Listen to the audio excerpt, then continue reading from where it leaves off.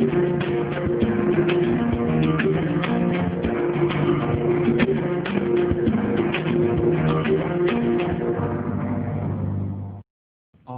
Swastiastu.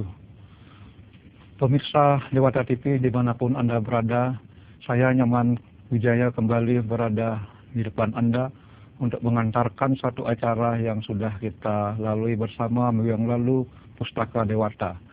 Kali ini saya akan menghadirkan seorang tokoh besar dalam hal penulisan, baik dalam sastra maupun masalah-masalah sosial. Suatu prestasi besar yang diperoleh oleh tokoh yang akan saya hadirkan yang ada di sebelah saya adalah keberhasilannya menembus KLF. Suatu prestasi yang luar biasa karena amat relatif jarang orang-orang di Indonesia, apalagi di Bali, yang bisa menembus lembaga ini. Itu salah satu faktor yang menjadikan saya tertarik untuk mewawancarai tokoh ini. Dia adalah Profesor Dr. Inyoman Dharmaputra, seorang mantan wartawan tapi masih aktif juga sebagai wartawan, tapi sebagai guru besar terutama di bidang ilmu sastra, namun berkiprah juga di dalam berbagai kegiatan. Selamat siang, Saudara Inyoman Dharmaputra. Selamat siang Pak Wijaya. Saya senang sekali bisa berbicara dengan Anda untuk satu forum yang betul-betul penting untuk kemajuan intelektual di Bali. Tapi saya ingin lebih jauh sebelum kita membahas buku-buku yang begitu banyak di meja ini, saya ingin mengajak Anda untuk memberikan suatu sedikit pemaparan bagaimana sih proses sehingga Anda bisa menjadi seorang profesor sekarang. Apakah memang itu berasal dari dukungan keluarga atau memang keinginan untuk bangkit menjadi seorang profesor? Ya, pertama saya menyampaikan terima kasih karena sudah diundang untuk mengisi acara Pustaka Dewata, dan saya senang bisa berpartisipasi di sini. Yang kedua tentang pertanyaan proses menjadi guru besar, karena ditanyakan ya saya akan menjawab. Sebetulnya cita-cita awal saya sejak dulu adalah menjadi guru. Begitu tamat SMP, Sekolah Menengah Pertama di Denpasar, saya langsung melanjutkan ke SPG Negeri Denpasar di Kreneng. SPG Negeri Denpasar, Sekolah Pendidikan Guru. Setelah tamat saya berharap bisa menjadi guru. Mengapa menjadi guru? Karena ketika menjadi murid saya kagum kepada guru, karena guru itu selalu mempunyai ilmu yang disampaikan kepada murid, dan secara fisik saya melihat guru itu selalu tampil tampan dan cantik. Apakah dia betul tampan atau betul cantik bisa diperdebatkan, tetapi mungkin karena kita selalu menatap guru dari pagi sampai kita belajar setengah 12 jam, wajah kita selalu menatap wajah guru. Mungkin karena itu guru selalu tampak tampan, menarik dan cerdas. Jadi setelah tamat di SPG tahun 1980, saya betul-betul menjadi guru. Saya menjadi guru, seharusnya saya menjadi guru matematika, tetapi sekolah tempat saya melamar pekerjaan itu sudah memiliki guru yang cukup. Saya diberikan pekerjaan menjadi guru olahraga. Saya terima saja karena di desa sebetulnya saya aktif juga dalam kegiatan olahraga bola voli, dan ketika di SPG saya aktif dalam bola basket. Jadi saya merasa tidak ada salahnya menjadi guru olahraga. Setelah menjadi guru olahraga, saya melanjutkan kuliah di Fakultas Sastra Universitas Udayana kelas sore. Pagi saya menjadi guru, sore saya kuliah, dan dari kuliah di sana saya bergaul dengan teman-teman seperti Pak Winggi Sancaya, kemudian Darmo Palgono. Mereka itu sudah mulai menulis di surat kabar, puisi atau cerpen. Setelah itu saya ikut-ikut menulis, tetapi karena saya tidak memiliki bakat menulis sastra kreatif, saya mengerjakan pekerjaan menjadi wartawan. Nah, lalu saya menjadi wartawan, kegiatan yang saya lakukan sambil kuliah, dan ternyata kegiatan wartawan ini menyenangkan sekali, memberikan pelajaran saya untuk melakukan penelitian, mencari informasi, kemudian menulis dengan cepat menjadi berita. Ketika menjadi dosen, skill ini sangat menunjang, sehingga saya dengan cepat, dengan gampang dan biasa mencari informasi. Akhirnya karena menjadi dosen bukan berita yang saya tulis tetapi buku-buku. Ya, tapi jangan tersinggung, jangan juga tersinggung, sebab beberapa orang yang pernah saya wawancarai sering sekali menjawab secara diplomatis dan praktis atas pertanyaan tadi. Mengapa Anda memilih SPG bukan SMA? Iya, karena memang begitu tamat akan mudah mendapat pekerjaan. Anda setuju? Ya, itu faktor penting juga karena saya dari keluarga yang miskin. Ibu bapak saya itu cerai Iya. waktu saya kelas 1 SD. Jadi masa depan saya kelihatan waktu itu suram sekali. Maka pekerjaan yang sekolah yang paling baik untuk diambil sehingga mendapat pekerjaan adalah SPG. Iya. Seandainya Anda berasal dari keluarga yang relatif mampu, apakah Anda akan tetap memilih SPG? Mungkin cita-cita saya akan berubah sesuai dengan kondisinya. Mungkin saya bercita-cita jadi dokter, jadi insinyur atau arsitek. Apakah memang sudah punya cita-cita seperti itu ketika lulus SMP? Saya harus terus terang mengatakan bahwa cita-cita kita itu selaku anak-anak kan bisa berubah. Iya. Maksud saya ketika akan ke SMA, mengapa idealis seperti itu? Apa tidak praktisnya yang muncul? Supaya lulus kerja. Praktisnya sebetulnya lebih menonjol. Iya. Tapi ceritanya memang idealisnya begitu. Iya. Praktisnya. Kalau di daftar cita-cita saya seperti juga anak-anak zaman dulu atau zaman sekarang juga cita-citanya banyak sekali.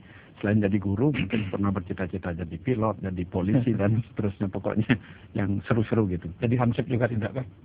Hansip bukan sesuatu yang menarik mungkin waktu itu, Gitu. yang menakutkan, jadi tidak perlu menjadi. Iya, saya ingin men-stress bagian ketika Anda mulai masuk menjadi seorang wartawan. Apakah memang langsung masuk ke profesi itu atau mulai dari tahap bawah lagi ketika masuk ke media? Ketika pertama saya menjadi wartawan, terus terang saya hanya mampu menulis hal yang pendek-pendek. Misalnya pertandingan bola voli di kampus. Di UNUD waktu itu ada namanya Rektor Cup. Pertandingan sepak bola, pertandingan bola basket, pertandingan teater. Jadi saya hanya mampu meliput hal-hal yang kecil-kecil waktu itu. Proses itu membuat saya akhirnya pelan-pelan bisa diterima menjadi wartawan di sebuah koran di Bali. Waktu itu tahun 80 atau 81 tidak banyak orang yang mengenal bahwa wartawan itu adalah satu profesi atau pekerjaan.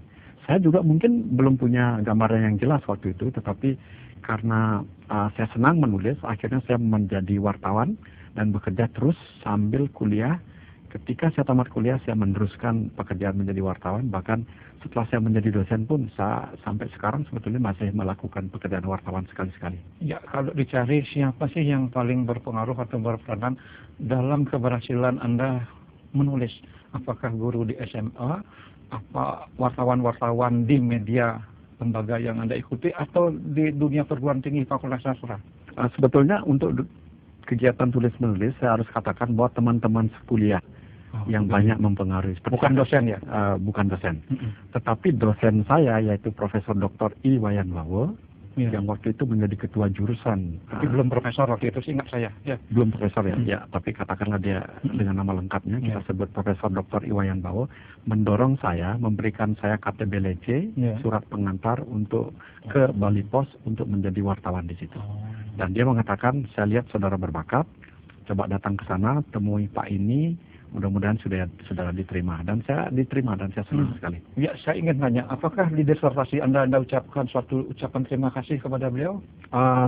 Di disertasi juga di buku-buku saya menyampaikan terima kasih kepada Pak Bawo, dan juga saya pernah menyunting buku yang khusus kami tujukan kepada Prof. Bawo. Jadi judulnya Wibawa Bahasa. Jadi ada kata Bawo di situ, Wibawa Bahasa. Jadi kami teman-teman dosen di Fakultas Sastra mengumpulkan tulisan dan menyiapkan buku, menerbitkan untuk Prof. Bawo sebagai tanda terima kasih. Ya, kalau dicari skala prioritas, setelah Profesor Bawo, siapa kiranya yang berpengaruh pada diri Anda sehingga bisa tampil sebagai seorang penulis, baik selaku wartawan maupun di kemudian sebagai penulis buku, selain Profesor Bawo?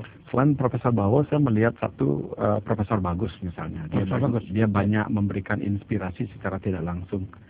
Kemudian yang berikutnya adalah beberapa guru besar, teman-teman yang dari luar negeri, misalnya Profesor Dr. Adrian Vickers. Karena ketika saya menempuh program S2, saya menempuhnya di University of Sydney di Australia. Saya bertemu dengan Adrian Vickers, kemudian dengan Profesor Peter Worsley, itu yang menulis Babat Buleleng. Jadi pergaulan dengan guru-guru tersebut memberikan banyak pengaruh pada saya untuk bagaimana menulis. apa yang ditulis. Ya, karena acara ini juga bertajuk atau bercita-cita ingin memberikan suatu pengaruh yang imperatif dan edukatif. Saya ingin mengajak pemirsa untuk mengejar lebih jauh satu pertanyaan yang kiranya penting, bermanfaat. Bagaimana seorang Profesor Dharma Putra bisa sampai di luar negeri? Bisa dijelaskan bagaimana Anda bisa tiba di sana dan apa tantangan-tantangannya sebelum masuk ke luar negeri? Ya, ini pertanyaan yang menarik sekali dan memang sering sekali ditanyakan kepada saya. Saya sebetulnya belajar di Fakultas Sastra, belajar sastra Indonesia.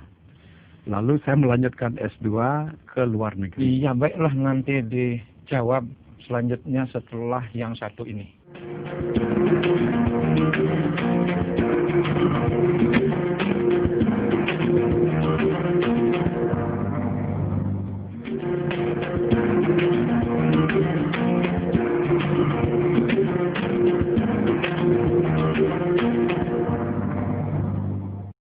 Ya, kita lanjutkan lagi, Saudara Dharma Putra. Bagaimana Anda bisa sampai keluar negeri? Ya, pertama saya menyatakan bahwa saya belajar di Bali, mempelajari sastra Indonesia. Kemudian saya ingin sekali melanjutkan ke S2. Iya. Saya melamar ke Jakarta, saya melamar ke Malaysia, saya melamar ke Australia. Iya. Ternyata yang tembus adalah ke Australia. Iya. Saya mempelajari sastra Indonesia di Australia. Nah, waktu itu banyak orang heran, mengapa Anda belajar sastra Indonesia di Australia? Iya. Bukankah sastra Indonesia itu sebaiknya dipelajari di Indonesia? Sering sekali saya mendapat pertanyaan gitu dan saya harus menjawabnya. Jawabannya adalah, kalau orang Australia saja bisa belajar sastra Indonesia di negerinya, tentu orang lain juga bisa belajar. Itu jawaban pertama. Jawaban kedua, ini yang sebetulnya harus disimak oleh kebanyakan dari kita, bahwa di Australia itu di beberapa perguruan tinggi, misalnya University of Sydney, Monash, University of Queensland, mereka memiliki literatur-literatur untuk teori, kemudian literatur-literatur sastra Indonesia yang relatif cukup lengkap. Bagi saya, selama di Australia itu, jauh lebih gampang mencari buku-buku kumpulan cerpen, kumpulan drama dari tahun 50-an, 60-an di Australia dibandingkan mencarinya di Bali. Kita tahu perpustakaan kita dikelola tetapi tidak baik sekali. Jadi jauh lebih gampang belajar itu di Australia. Yang berikutnya adalah yang menarik perhatian saya ketika saya di Australia adalah justru di Australia lah saya berjumpa dengan tokoh-tokoh Indonesia yang datang dan diundang ke Australia. Misalnya untuk pertama kalinya saya bertemu dengan Gunawan Muhammad, sastrawan, penyair, wartawan di Sydney. Untuk pertama kalinya saya ketemu Nano Riantiarno, pemain drama itu di Sydney ketika mereka undang di situ. Saya menonton pertama kali Rendra Membaca Saja juga di Sydney. Ya, tapi saya mendengar kabar burung, ada faktor lagi keberuntungan ketika Anda keluar negeri. Saya dengar suatu saat Anda pernah bertemu dengan Peter Wosley di suatu tempat. Saya tidak tahu apakah itu cerita burung atau memang realitas dalam kehidupan Anda yang kemudian mengantarkan Anda bisa sampai ke luar negeri. Ya, saya benar bertemu dengan Peter Wosley di Fakultas Sastra Universitas Udayana ketika waktu itu ada seminar dan Peter Wosley duduk di belakang dengan bahasa Inggris yang terbata-bata. Saya mendekati dia dan saya menyapa dalam bahasa Inggris, tetapi di luar dugaan dia menjawabnya dalam bahasa Indonesia. Ya, Peter Wosley itu ahli babat, jadi bahasa Bali pun dia bisa. Akhirnya waktu itu saya menyatakan keinginan saya untuk belajar di tempat dia mengajar di University of Sydney, dan dia mengatakan Anda harus melamar, harus ada beasiswa, dan dia memberikan saya jalan. Dan semua saya ikuti, termasuk menyiapkan daftar nilai ketika kuliah. Jadi faktor laki itu terletak di situ. Ketika saya bertemu dengan Peter Wosley dan saya memberanikan diri untuk berbicara dengan dia, menyampaikan isi hati. Jadi sekalipun bertemu, jika tidak berani, toh juga tidak berangkat, begitu kesimpulannya. Rasanya benar begitu. Yang kedua juga, kalau toh bertemu, punya keinginan, harus ada usaha. Iya. Peter Wosley waktu itu, tahun 84 atau 85, tinggal di Karangasem, di purinya Profesor Dr. Anak Agung Putra Agung. Dan saya pergi ke sana, ke Karangasem, untuk bertemu lagi dengan Wosley untuk menindaklanjuti keinginan saya dan juga menunjukkan bahwa saya serius. Yang terjadi lucu sekali, ketika saya mengendarai mobil pinjaman ke Karangasem, mobil saya pick up berpapasan dengan bus di jembatan Une. Iya. Dan di bus itu saya melihat seorang turis, orang barat duduk di depan, dan saya yakin sekali itu Peter Worsley. Tapi karena dari Tukad Unde itu Karangasem dekat, dan saya tidak mungkin balik mengejar bus itu, saya terus saja ke Karangasem, meletakkan berkas-berkas yang diperlukan, tulisan saya, kemudian daftar nilai saya di Puri Karangasem, sehingga Peter Worsley ketika kembali akan melihat itu, selain melihat itu dia juga akan berpikir bahwa orang ini serius. Dan saya memang ke Puri tidak bertemu Peter, tapi saya taruh itu. Ya, tadi Anda mengatakan perkenalan pertama dengan bahasa Inggris terbata-bata. Bagaimana Anda bisa yakin dengan kemampuan seperti itu berani melamar ke luar negeri? Berani kuliah maksud saya. Ya, karena dorongan dari Peter Worsley, dan kemudian ternyata yang bersyukur adalah ketika saya melamar beasiswa, tidak langsung lulus, tetapi ada lulus bersyarat. Jadi pelamar akan dikursus lagi bahasa Inggris. Jadi di situ saya belajar bahasa Inggris banyak. Terus terang saja, karena Wijaya terus bertanya dan mengharapkan jawaban yang jujur, saya ingin jujur mengatakan bahwa waktu di SMP Negeri 2, bahasa Inggris saya nilainya 5. Itu merah, di bawah 6, dan mestinya tidak lulus. Tapi karena nilai-nilai lain membantu, bahasa Inggris belum begitu menentukan, saya lulus. Sampai sekarang pun bahasa Inggris saya tidak hebat sekali, walaupun saya sudah bertahun-tahun di Australia. Tapi syukurlah semua itu mampu membuat saya bisa menyelesaikan kuliah dan juga mampu menulis satu buku yang diterbitkan di Belanda dalam bahasa Inggris. Ya, bagaimana kendalanya dengan bahasa Inggris pas-pasan, kuliah di luar negeri, mendengar, menulis, nah tentu kan berat sekali. Bagaimana cara Anda keluar dari persoalan itu?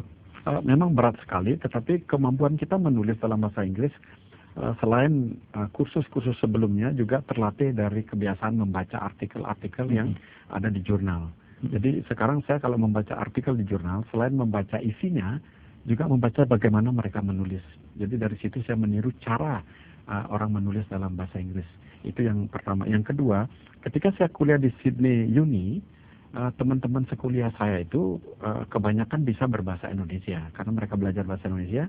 Saya orang Indonesia ada di situ, jadi mereka banyak membantu saya. Kalau saya menulis, saya minta tolong mereka untuk memeriksa. Begitu juga kalau mereka menulis, saya yang memeriksa. Jadi kita proses belajarnya timbal balik. Iya, untuk listening saya dengar Anda sengaja membeli radio 10 band untuk melatih pendengaran. Benarkah itu? Ya, saya memang senang sekali mendengarkan radio. Mungkin juga bagian dari kebiasaan menjadi wartawan. Radio adalah sumber informasi yang paling cepat. Ketika saya di Bali pun saya senang mendengarkan radio Australia, Seksi Indonesia, dan juga radio BBC. Jadi dari situ kebiasaan mendengar itu terlatih, walaupun tidak ada jaminan bisa berbicara. Tetapi listening adalah hal penting juga untuk membiasakan diri mendengarkan kuliah-kuliah. Jadi betul, sampai ke Australia pun radio itu saya bawa, dan kemanapun saya pergi sampai sekarang, radio kecil itu selalu saya bawa. Kapan Anda merasa pede, percaya diri untuk tampil sebagai pemakalah dalam bahasa Inggris? Sebetulnya jawabannya sampai sekarang pun saya tidak pernah pede, tetapi saya memaksa diri. Berani ya, kalau misal istilah pede itu kurang tepat, berani. Berani sudah mulai ketika saya mengambil S3 di Australia tahun 1998. Selalu ada masalah kalau kita presentasi dalam bahasa Inggris dibandingkan kalau presentasi bahasa Indonesia. Tetapi kalau saya melakukan refleksi sekarang, persoalan sebetulnya lebih pada apakah kita punya pikiran untuk kita sampaikan, apakah kita punya pikiran untuk kita sampaikan secara teratur. Itu yang lebih menentukan daripada skill berbahasa itu sendiri. Jadi sering presentasi saya macet bukan karena saya kehilangan kata-kata, tetapi karena tidak ada ide di kepala. Mungkin juga teman-teman lain begitu kalau menulis dalam bahasa Inggris, bukan pertama-tama kesulitan menuangkan bahasa Inggris itu yang penting, tetapi ide yang harus dituangkan. Kalau kita balik, kalau memang tidak ada ide, menulis dalam bahasa Indonesia pun tidak akan bisa. Jadi Anda menulis langsung dalam bahasa Inggris atau melalui bahasa Indonesia dulu lalu ditranslate? Kebanyakan saya melalui langsung dalam bahasa Inggris karena mengerjakannya dalam bahasa Indonesia lebih dulu, selain memang 2 kali kerja, sering dalam penerjemahannya itu tidak nyambung. Berpikir dalam bahasa Inggris dengan berpikir dan menulis dalam bahasa Indonesia itu beda jauh. Selama Anda di luar negeri, saya juga sering membaca tulisan atau laporan news yang Anda laporkan dari situ. Apa sebenarnya Anda memang tetap melangsungkan profesi sebagai seorang jurnalis atau memang itu hanya hobi aja? Mungkin untuk jurnalis bisa dikatakan profesi, kemudian untuk dosen juga profesi, dan dalam hal ini saya ingin mengatakan apakah keliru memiliki dua profesi. Itu justru keistimewaan. Terus itu memang Anda ditugaskan oleh suatu TV atau apa melakukan pelaporan-laporan seperti itu atau gimana? Pertama karena keinginan, kalau sudah senang menulis, begitu melihat apapun tertarik untuk menulis. Dalam satu penerbangan misalnya dari Bali ke Australia, saya membuka koran di pesawat, saya melihat ada laporan tentang Bali, begitu saya mendarat, saya pinjam mesin ketik, ke komputer saya ketik jadi berita, saya kirim ke koran. Senangnya, satu kita bisa berbagi informasi penting untuk masyarakat Bali, yang kedua kan maaf kita bisa dikenal orang, dan dikenal orang itu diam-diam memberikan kebanggaan dan terus mendorong untuk menulis. Sampai sekarang pun saya sering mendapat telepon dari radio-radio di luar negeri untuk diwawancarai secara langsung tentang apa yang terjadi di sini. Seperti halnya misalnya ketika bom Bali, saya banyak sekali menjawab wawancara langsung dari BBC, kemudian dari ABC Australia untuk melaporkan keadaan. Tapi tentu itu ada selera. Ketika kuliah di luar negeri, apakah memang dibenarkan seorang mahasiswa sambil bekerja? Mahasiswa boleh bekerja, tetapi ada batasnya. Waktu kuliah di Sydney dan juga waktu di Queensland atau di Brisbane, saya banyak bekerja, mengajar bahasa, memberikan kursus-kursus, dan sedikit menulis. Menulis tidak memberikan banyak. Saya rasa cukup untuk hal-hal yang sosiologis seperti itu. Nanti dalam berikutnya kita akan bicarakan langsung ke buku. Saya rasa akan lebih menarik.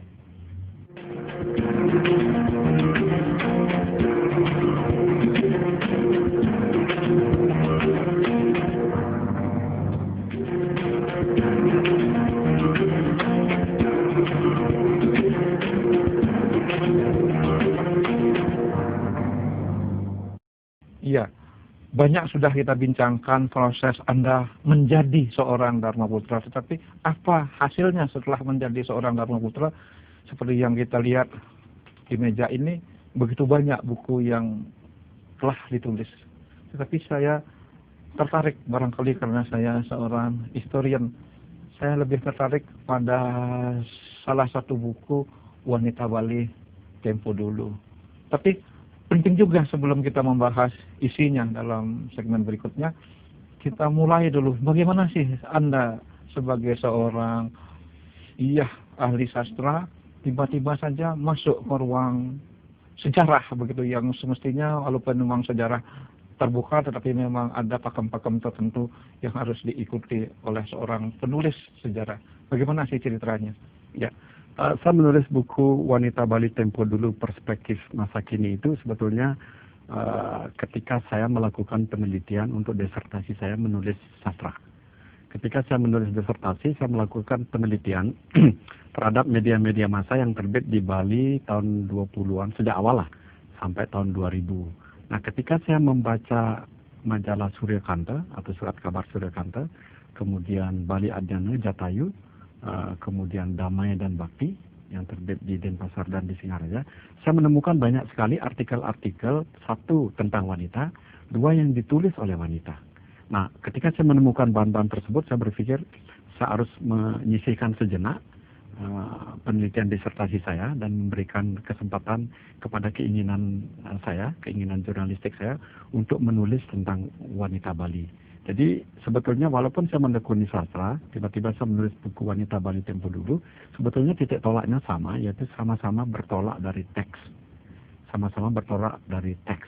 Jadi yang saya tulis di dalam buku Wanita Bali Tempo Dulu itu adalah menganalisis teks-teks yang ditulis di media massa di Bali tahun 20-an sampai 50-an dan juga beberapa tahun 60-an.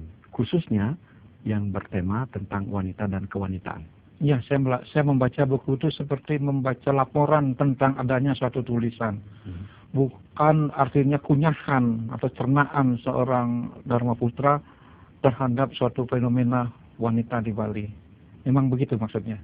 Menginformasikan bahwa ini loh tulisan-tulisan tentang wanita yang ditulis oleh wanita, begitu? Ya, pertama saya ingin menyampaikan informasi bahwa wanita Bali itu tahun 20-an, 30-an, dan juga 50-an hebat sekali. mereka tidak seperti dikesankan sebagai orang yang sifatnya nerimo, yang hanya mengurus pekerjaan domestik di rumah, mengasuh anak. Tetapi mereka juga menulis dan menyampaikan rasa tidak puas, kecewa, atau bahkan protes terhadap hal-hal yang tidak mereka sukai, yang mereka anggap menekan perempuan secara tidak adil. Yang kedua yang juga menarik, bahwa wanita-wanita Bali tahun 30-an yang aktif menulis, seperti Gusti Ayu Rapeg, Nik Chatri, dan ada beberapa nama lain belakangan seperti Yasmin Oko, kemudian Elok Satiti. Elok Satiti itu adalah orang Jawa yang menikah dengan putra Bali dan tinggal di Bali, dan ketika dia menulis di Bali. Jadi selain mengerjakan urusan rumah tangga, wanita-wanita Bali itu juga penulis. Dan hal ini tidak pernah ada diungkap oleh sarjana manapun, baik sejarawan, antropolog, dan juga peneliti-peneliti asing. Ya, tidak masalah karena memang materi garapan mereka berbeda. Tapi ketika saya menemukan itu, saya kaget sekali, wah ini harus ditulis. Saya mencoba juga memberikan penafsiran. Makanya judulnya adalah Wanita Bali Tempo Dulu, Perspektif Masa Kini. Jadi bagaimana kita atau saya, orang yang sekarang melihat pergerakan mereka di zaman itu. Jadi yang saya lihat di situ adalah wanita Bali berusaha memperjuangkan nasib wanita di bidang pendidikan. Kemudian di bidang harga diri di depan publik. Ada tulisan yang memprotes kebiasaan turis yang berkunjung ke Bali, memotret wanita Bali yang telanjang dada. Kemudian ada tulisan dari Gusti Ayu Rapeg, itu mantan atau istri mantan pejabat Gubernur Bali, I Gusti Putu Merta, menulis protes poligami di Bali. Karena data yang ada menunjukkan, kalau tidak salah, saya harus baca lagi, itu 33% laki-laki Bali tahun 30-an melakukan poligami. Jadi wanita atau istri diolok-olok dengan mengatakan, oke istriku, kalau kamu merasa berat bekerja, mengurus rumah tangga, mengurus keluarga, mengurus pekerjaan, supaya kamu tidak merasa berat, bagaimana kalau kamu saya carikan madu? Dengan madu, dengan istri kedua, pekerjaan bisa dibagi. Jadi wanita waktu itu betul-betul berada dalam hegemoni laki-laki. Istri mau menerima. Mendapat madu berarti meringankan beban pekerjaan. Nah, disinilah Gusti Ayu Rapeg masuk. Bahwa itu sebetulnya keliru. Harga diri yang hilang karena menjadi istri kedua. Itu kan hebat sekali. Itu yang coba saya analisis, saya ungkap di sini, selain memberikan informasi bahwa ada wanita Bali menulis. Ya, demi kebenaran sejarah saja saya ingin mengoreksi sedikit, maaf begitu. Karena memang sudah pernah ada seorang wanita Bali yang menulis skripsi tentang wanita Bali juga di tahun 1986 di Yogyakarta. Yang sayangnya memang belum dipublikasikan, tapi wajar saja karena Anda ada di Bali dan skripsi itu belum beredar di Bali, menjadi wajar tidak tahu bahwa memang pernah ada seorang wanita yang menulis skripsi tentang wanita. Nah, satu hal yang menarik ketika membicarakan wanita Bali di tahun 30-an, tempo dulu barangkali batasnya hanya 30, apakah ada persamaannya, kesinambungannya dengan sekarang, atau mungkin ada banyak hal yang berubah? Saya melihat justru ada perubahan yang signifikan antara apa yang diperjuangkan wanita Bali tahun 30-an di bidang pendidikan dan juga kesetaraan gender dengan apa yang diperjuangkan sejumlah, bukan semua, tokoh-tokoh wanita Bali di tahun 90-an atau 2000-an. Yang banyak terungkap belakangan bukan lagi soal pendidikan. Karena pendidikan kan sudah kita lihat wanita sudah mencapai tingkat pendidikan yang setara dengan laki-laki. Banyak wanita yang sukses. Bukan itu lagi yang diperjuangkan. Beda misalnya kalau tahun 30-an, wanita Bali yang kebanyakan menjadi guru berusaha membantu pemerintah untuk memberantas buta huruf pendidikan. Kalau yang belakangan ini justru yang pernah menjadi salah satu isu utama adalah warisan. Jadi bagaimana memperjuangkan wanita Bali terutama misalnya yang kemudian karena nasib sial atau malang, tidak beruntung, harus cerai menjadi janda dan kembali ke rumah dan tidak memiliki warisan sama sekali. Padahal adik kakak saudara-saudara kandung mereka mendapati. Itu yang pernah menjadi salah satu isu yang diperjuangkan. Jadi saya melihat perbedaannya, kalau dulu pendidikan, belakangan warisan. Dan kita lihat isu warisan ini untuk wanita Bali kemudian diangkat oleh kelompok-kelompok yang bergerak di bidang adat dan agama. Sekarang kan kita tahu bahwa wanita Bali katanya sedang diperjuangkan atau bahkan sudah ada keputusan di Desa Pakraman, Majelis Desa Pakraman, bahwa berhak memiliki hak untuk mendapat warisan walaupun jumlahnya tidak sama. Jadi kesimpulannya kalau wanita tempo dulu itu memperjuangkan pendidikan lebih banyak, sedangkan yang belakangan memperjuangkan warisan. Iya, saya baca di sumber-sumber yang juga Anda baca. Di situ disebutkan bahwa wanita Bali itu disadarkan untuk menjadi dirinya sendiri, bukan atas kesadarannya sendiri menampilkan dirinya. Bagaimana pendapat Anda? Pertanyaannya bisa diulang, belum begitu jelas. Begini, saya baca hasilnya yang saya temukan, wanita Bali itu untuk bisa tampil menjadi dirinya sendiri di tahun 30-an bukanlah atas inisiatifnya sendiri, melainkan merupakan respon, jawaban dari satu tantangan yang diberikan oleh kaum laki-laki untuk tampil, khususnya dari kelompok Bali Dharma Laksana. Ya, bagaimana Anda? Begini, wanita Bali tahun 30-an menjadi begitu aktif pada waktu itu memang karena banyak faktor. Pertama, mereka adalah wanita-wanita yang beruntung dikirim oleh Belanda bersekolah di Blitar. Jadi ketika di Blitar mereka masuk normal kursus atau sekolah kursus untuk menjadi guru. Mrs. Vervolle School. Mrs. Vervolle School, ya itu bahasa Belandanya. Setelah kembali dari sana mereka menjadi guru dan tugas mereka tentu memberantas buta huruf yang begitu tinggi, terutama di kalangan wanita. Nah, waktu itu di Bali sudah ada organisasi Bali Dharma Laksana yang didirikan oleh kaum terpelajar laki-laki. Antara lain katanya I Gusti Ngurah Rai, pahlawan kita, ikut aktif dalam Bali Dharma Laksana. Ini bisa diteliti lebih lanjut. Nah, di dalam Bali Dharma Laksana itu ada beberapa seksi, termasuk seksi wanita, perempuan. Biasalah dalam satu organisasi itu ada beberapa seksi. Nah, aktivis wanita yang ikut di Bali Dharma Laksana, antara lain I Gusti Ayu Rapog, merasakan sekali bahwa fokus gerakan dari Bali Dharma Laksana itu kurang sekali memperhatikan wanita. Sehingga mereka, I Gusti Ayu Rapog, Ni Wayan Sami, Ni Catri, mendirikan Putri Bali Sadar. Jadi situasi yang membuat, seperti Wijaya katakan tadi, karena organisasi laki-laki kurang memperhatikan gerakan wanita, keadaan wanita, mereka mendirikan Putri Bali Sadar, sama dengan organisasi wanita sadar di luar Bali. Jadi inspirasinya, dorongannya dari dalam, tapi inspirasinya juga ada dari luar. Lewat Putri Bali Sadar lah mereka mengadakan fundraising, penggalian dana, mengumpulkan uang untuk melakukan pemberantasan buta huruf dan dibantu oleh guru laki-laki.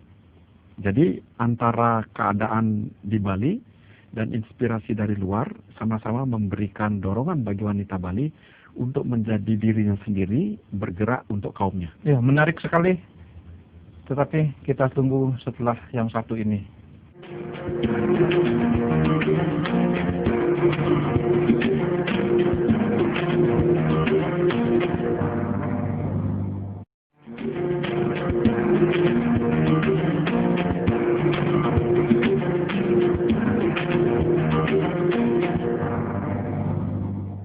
Ya, berbicara tentang wanita Bali tempo dulu sangat menarik sekali sebenarnya, tapi saya rasa waktu kita akan habis jika untuk membahas itu, padahal Anda begitu banyak sekali memiliki buku. Barangkali Anda bisa sebutkan satu persatu, kemudian saya akan stres bagian ini yang mungkin saya akan kejar lebih jauh. Ya, pertama sebetulnya buku yang pertama saya tulis itu buku Tonggak Baru Sastra Bali Modern. Iya. Itu juga saya temukan ketika saya melakukan penelitian di Australia. Selama ini orang mengatakan bahwa sastra Bali modern itu muncul tahun 1931. Iya. Setelah saya melakukan penelitian ternyata banyak sekali karya sastra yang bisa digolongkan ke dalam bentuk sastra Bali modern yang terbit jauh sebelum 1931. Jadi di sana juga dalam buku itu saya cantumkan beberapa contoh karya sastra, terutama berupa cerita pendek yang dipakai di dalam buku pelajaran sekolah untuk menguatkan argumentasi saya. Jadi Tonggak Baru Sastra Bali Modern. Itu pertama terbit tahun 2000 dan tahun 2010 dicetak ulang lagi. Kita tahu sekarang banyak sekali orang belajar sastra bahasa dan sastra Bali, dan buku itu merupakan salah satu buku yang digunakan. Buku selanjutnya? Buku selanjutnya itu Wanita Bali Tempo Dulu. Itu tahun 2003 pertama terbit, kemudian terbit lagi tahun 2007. Dan ini juga beredar secara nasional dan cukup laku di pasaran karena jarang sekali buku wanita yang membahas tentang wanita Bali. Kemudian buku yang berikutnya adalah Bali dalam Kuasa Politik.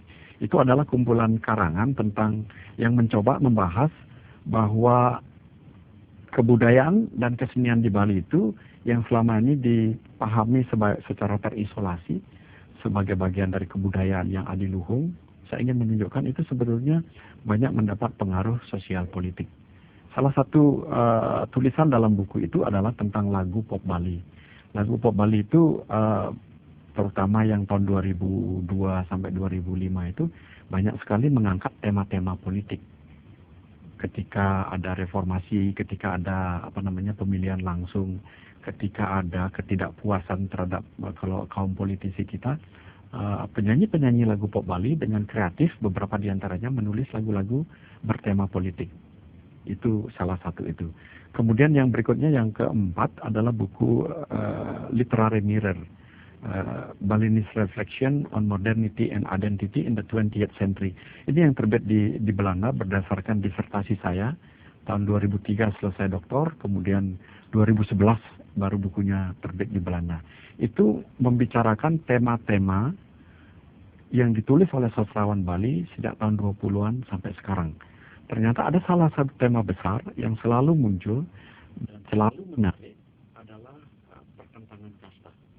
Tahun 20-an itu sudah ada drama judulnya Kesetiaan Perempuan. Kemudian tahun 2000-an banyak karya-karya sastra bertema kasta, antara lain misalnya Tarian Bumi yang dibahas oleh Oko Rusmini. Jadi saya melihat kasta menjadi salah satu tema utama yang selalu muncul dalam perkembangan sastra Bali modern. Buku lain yang saya sunting bersama teman-teman lain, ada buku tentang pariwisata dengan Michael Hitchcock yang terbit di Inggris, itu pariwisata Bali dan terorisme. Data dari buku itu saya peroleh ketika saya menjadi wartawan, meliput sidang-sidang di pengadilan, tiap hari datang ke Kuta, wawancara dengan tokoh-tokoh pariwisata.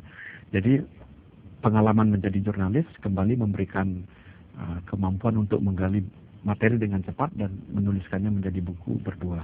Saya juga menyunting buku Seabad Puputan Badung yang diluncurkan tahun 2006 untuk memperingati 100 tahun Puputan Badung. Tapi itu hanya kumpulan karangan, hampir tidak ada analisis tentang buku Seabad Puputan Badung. Tapi buku ini harus dikatakan merupakan salah satu buku tentang Puputan Badung yang agak lengkap karena merinci secara detail bagaimana proses penyerangan pemerintah kolonial Belanda terhadap Bali yang meletus pada Puputan Badung.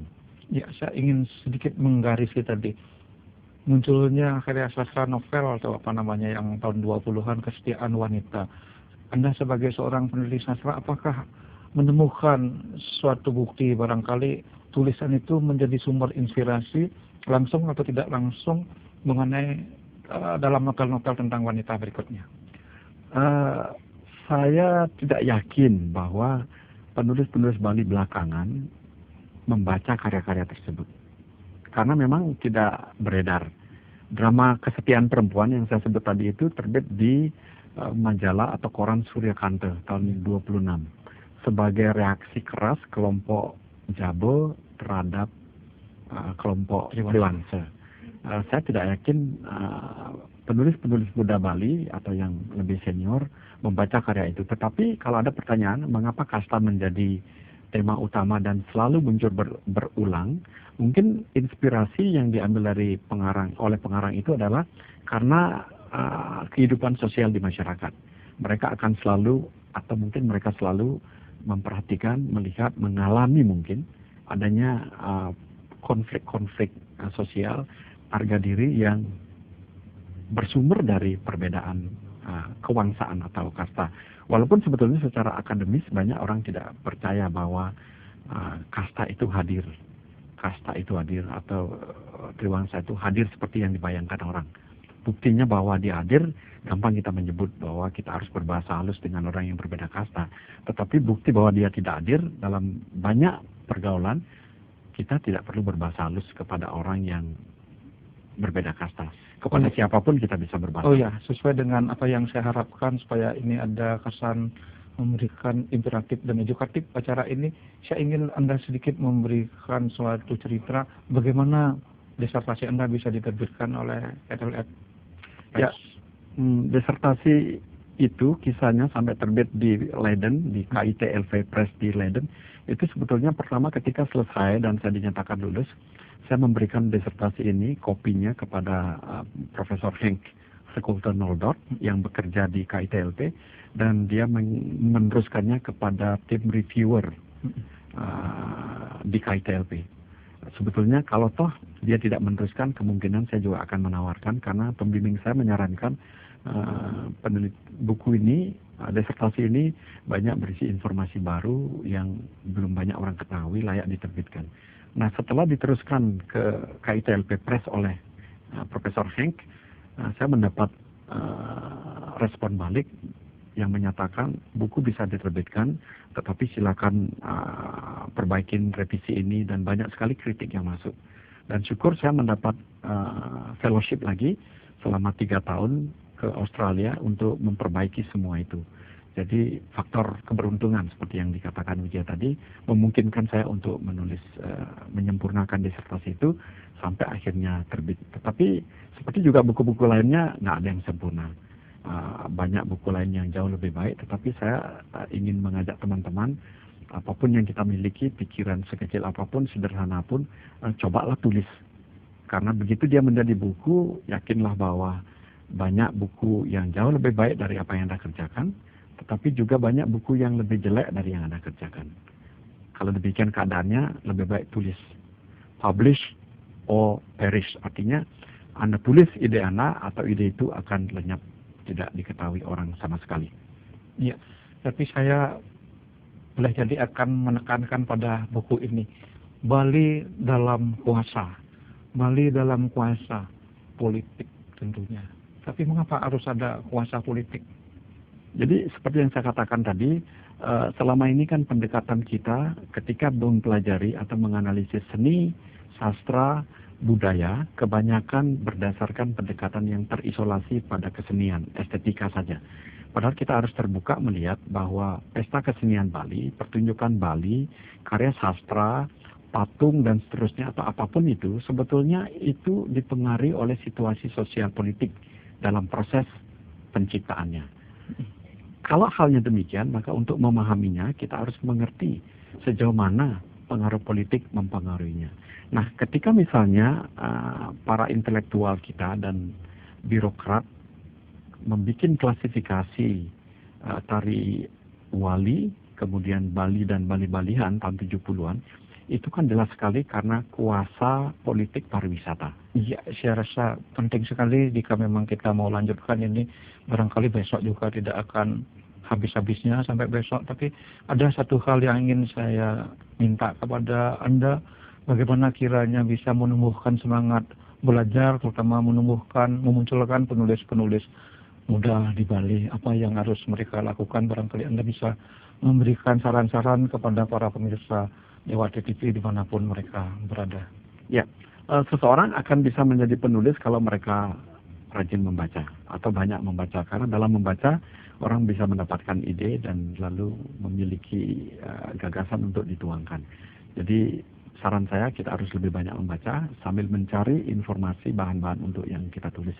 Yang kedua, kita di Bali ini banyak sekali memiliki penulis sejak dulu sampai kini. Buktinya Bali memiliki kekayaan sastra yang luar biasa. Jadi kita bisa bercermin pada leluhur kita, bagaimana leluhur kita zaman dulu dalam segala keterbatasan akan literatur bisa menghasilkan karya sastra yang terus Mula-mula ditulis dalam lontar, kemudian ditranskripsi ke dalam buku-buku, dan buku-buku itu terus mengalir sampai sekarang. Kita di era modern ini, ketika ada internet, ketika ada komputer, mencari literatur begitu gampang, seharusnya kemampuan, keinginan menulis jauh lebih kuat daripada pada masa lalu. Oleh karena itu, sekarang ini saya bangga melihat anak-anak muda, anak-anak SMA, banyak sekali yang senang membaca, baik membaca lewat internet, walaupun membaca buku-buku, dan itu adalah cikal bakal mereka akan menjadi penulis. Jadi betapa bagusnya kalau kita bisa menjadi penulis, selain menyampaikan pikiran, juga ikut memproduksi pengetahuan. 60 menit saya telah menemani Anda dalam acara Pustaka Dewata. Semoga ada manfaatnya, dan kita tutup dengan Pramesanti. Om, Om Santi, Santi, Santi, Om.